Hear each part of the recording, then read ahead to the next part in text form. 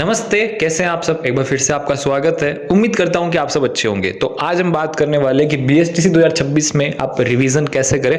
वैसे रिवीजन आपको अपने हिसाब से करना है। मैं कुछ आपको चीजें बताऊंगा जो आप अपनी स्ट्रेटेजी में ऐड कर सकते हैं। तो सबसे पहले हम चलते हैं बीएसटीसी में सब्जेक्ट वाइज। बीएसटीसी में 4 अलग अलग पोर्शन होते हैं, अलग अलग सब्जेक्ट्स के होते हैं। ठीक है, तो यहाँ पर सबसे पहले हम लेंगे रीजनिंग।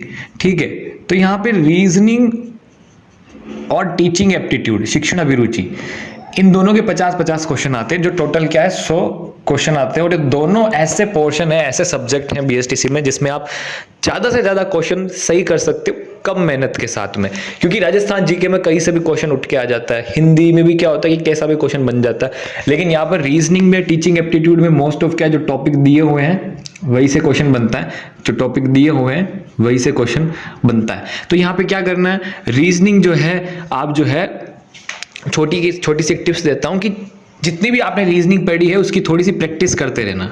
क्या है, थोड़ी सी प्रैक्टिस करते रहना। जो फॉर्मूले हैं, आप क्वेश्चन देख रहे हो, क्वेश्चन सॉल्व करते रहना, एक रफ नोटबुक बनाना, उसमें थोड़ा सा लिखता रहना, प्रैक्टिस करते रहना। मेरे कहने का मतलब है, क्योंकि बहुत से लोग क्या होते हैं जब एग्जाम में जाते हैं रीजनिंग में तो उनका टाइम जो है रीजनिंग में निकल जाता है सॉल्व करने में। इसलिए रीजनिंग का जो आप रिवीजन कर रहे हो, तो जो भी टॉपिक आप पढ़ रहे हो, ठीक है ना, उनके आप क्वेश्चन भी देख रहे हो, तो टॉपिक भी पढ़ने आपको, मतलब टॉपिक जो है आपने पहले से पढ़ लिया, अब आप रिवीजन कर रहे हो तो उस टॉपिक को भी एक बार फिर से देखना है अगर आपके पास टाइम हो।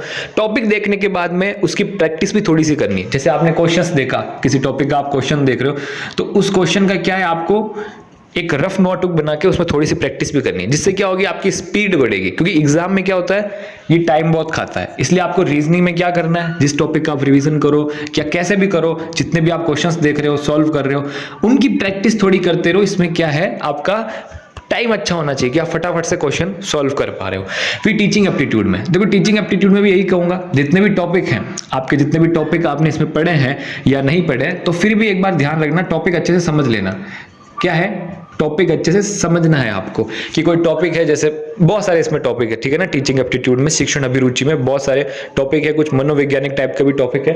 जो सब टॉपिक है ना, उनको अच्छे से आपको समझ लेना है। क्योंकि एग्जाम में जो टीचिंग एप्टीट्यूड में क्वेश्चन आते हैं, 50 में से 40 क्वेश्चन ऐसे ही आते हैं कि बच्चे के साथ ये हो गया आप क्या करोगे, स्कूल में ये हो गया क्या करोगे, किसी माता पिता के साथ ये हो गया तो आप कैसे बातचीत करोगे, ऐसे क्वेश्चन आते हैं। इसलिए आपको वो टॉपिक समझने होंगे कि किस अप्रोच से आप आंसर दो। आप अपनी अप्रोच से आंसर नहीं दे सकते हो, आप टॉपिक की अप्रोच से, उस टॉपिक के तरीके से आपको आंसर देना होगा, तब जाके जो है सही होता है। इसलिए टॉपिक को आप जो है अच्छे से समझ लेना। फिर टॉपिक को अच्छे से समझने के बाद में इसमें भी आपको क्या है, जितने हो सके उतने क्वेश्चंस देखते रहने और क्वेश्चन सॉल्व करते रहने, जिससे आपका क्या है और रिवीजन होता रहेगा। ठीक है, और यहाँ पर इन दोनों को मैं इसलिए कह रहा हूं क्योंकि इन दोनों पे आप फोकस अच्छे से करना। ठीक है ना, ये दोनों ऐसी चीजें हैं यहाँ पर आप 100 के 100 क्वेश्चन सही कर सकते हो। मतलब 100 के 100 तो नहीं कर पाओगे, लेकिन अगर आप 100 से 100 का टारगेट रखोगे तो 90-95 कर सकते हो, इसमें पॉसिबिलिटी है। ठीक है, तो यहाँ पर इनमें आपको ऐसा करना है। फिर आते हैं हम जीके पे, फिर आते हैं हम राजस्थान जीके पे। तो राजस्थान जीके में मैं आपको एक चीज बता दूं, राजस्थान जीके में क्या है, बहुत बड़ा सिलेबस है और बहुत सारे टॉपिक्स है, तो कंफ्यूजन सा है कि कैसे हम क्या करें, कौन से टॉपिक को हम कवर करें, ये करें। तो यहाँ पे मैं आपको एक चीज बता देता हूं, होती कोशिश आपको कोई भी टॉपिक छोड़ना नहीं है। ठीक है ना, बहुत सारे टॉपिक हैं, जैसे आप मान लो नदियों वाला टॉपिक पढ़ रहे हो, तो नदियों वाले टॉपिक में जो जो इजी चीजें हो, मीडियम चीजें हो ना, जैसे कि कौन सी नदी, बनास नदी कहाँ से निकलती है, चंबल नदी कहाँ से निकलती है, लूनी नदी कहाँ से निकलती है, ये चीजें ना पढ़ ही लेना। क्यों, क्योंकि ये जो है ये इजी और मीडियम लेवल के क्वेश्चन है, ये लगभग सही सभी सही करेंगे, तो आपको भी सही करना है। ठीक है, इसलिए कोई टॉपिक को छोड़ना मत। आप नदी वाला टॉपिक छोड़ने की सोच रहे हो, मत छोड़ना।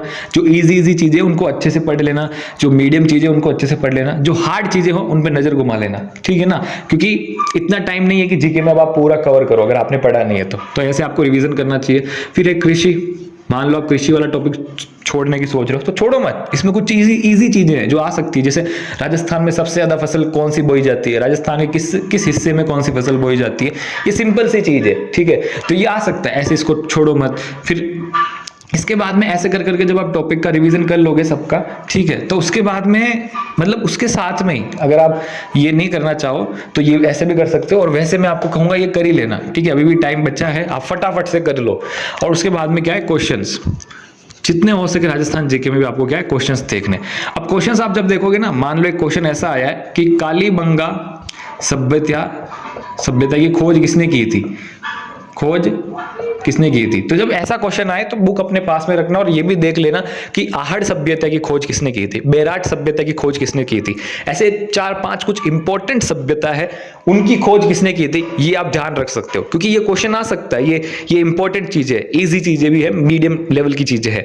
तो इसलिए ये जो चीजें है ना, जैसे मान लो आप क्वेश्चन देख रहे हो, क्वेश्चन ऐसा है कि कालीबंगा सभ्यता की खोज किसने की थी, तो साथ में आप ये भी देख लो कि आहड़ की खोज किसने की थी, बेराट की खोज किसने की थी, गणेश्वर सभ्यता की खोज किसने की थी। तो यहाँ पे मेरा सिंपल सा कहने का मतलब ये है कि अगर आप रिवीजन कर रहे हो तो आप अपने हिसाब से रिवीजन करोगे कि किस पोर्शन में और कहाँ पे आपको, किस पोर्शन में और कहाँ पे आपको ज्यादा जरूरत है, वो आप अपने हिसाब से रिवीजन करोगे। ठीक है ना। स्ट्रेटेजी आपकी होनी चाहिए कि कैसे रिवीजन करो, किस पे ज्यादा ध्यान दो, किस पे कम ध्यान दो।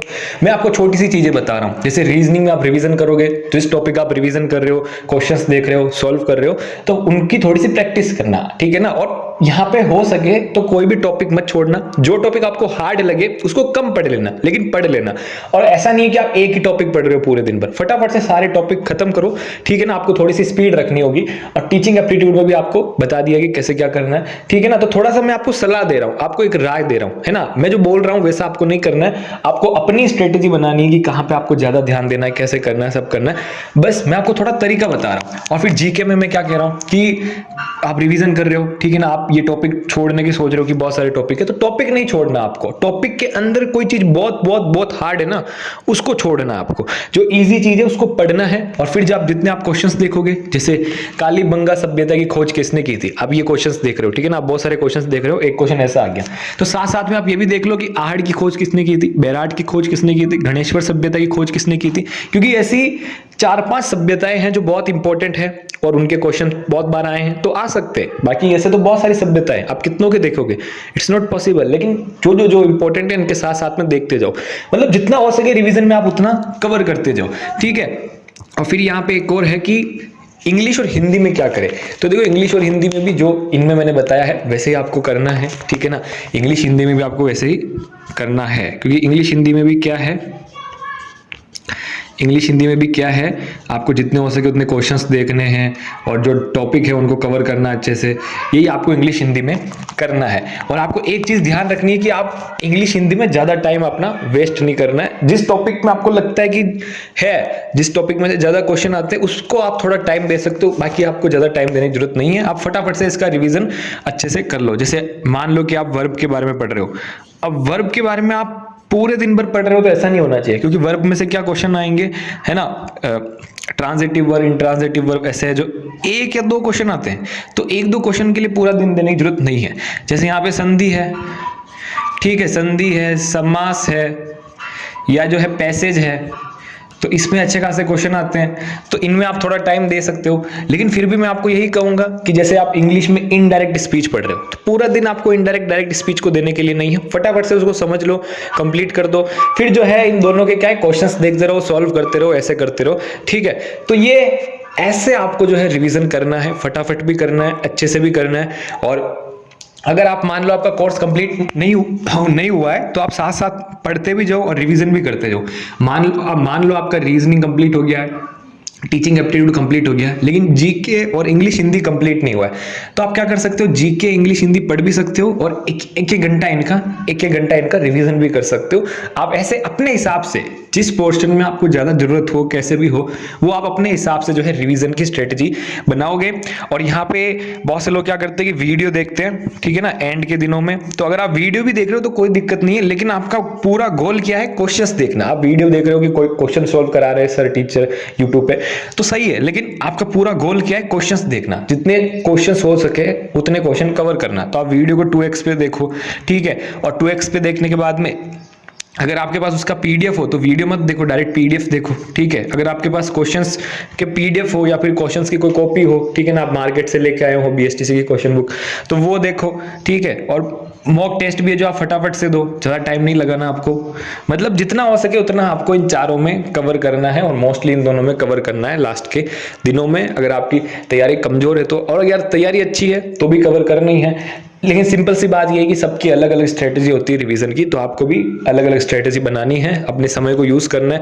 ये लास्ट का मंथ बहुत इंपॉर्टेंट होता है, इसलिए इसको अच्छे से यूज़ करना है, थोड़ा सा भी टाइम वेस्ट नहीं करना है। बीएसटीसी के एग्जाम के बाद में आप अपना टाइम वेस्ट कर सकते हो, अभी आपको पूरा फोकस करना है। और बस आज के लिए इतना ही, मिलते हैं नेक्स्ट वीडियो में। अगर आपका और कोई डाउट हो तो कमेंट बॉक्स में जरूर पूछ लेना।